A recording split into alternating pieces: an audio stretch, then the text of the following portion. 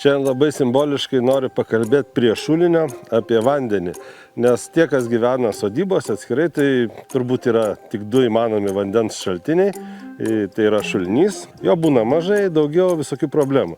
Taigi reikalingas gręžinys. Aš turiu ir gręžinį, jūs galite labai palyginti. Šitas vanduo yra nefiltruotas, o šitas yra filtruotas.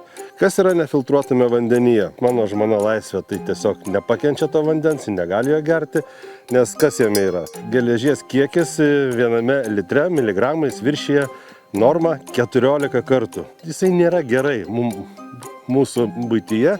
Kaip pavyzdys, štai čia yra 2 Sido gertuvės. Ne, iš pažiūros tai viskas taip. Tai čia yra, kur jisai geria vandenį iš filtruoto šaltinio, pavadinkim.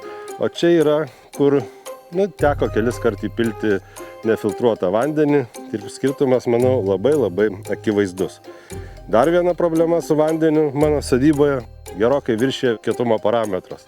Ką reikia daryti? Labai paprastai išeitis. Reikia statytis vandens filtrus.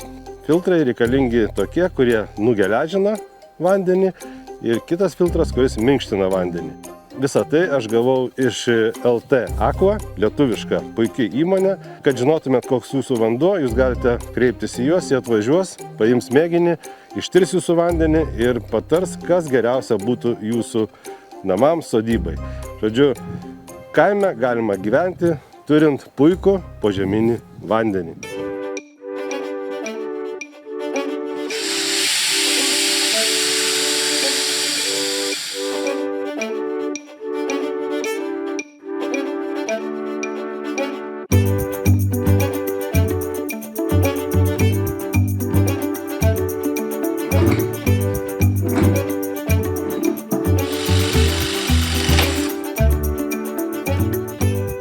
Ir štai filtrai jau stovi savo vietoje, kurie čia bus visiems laikams.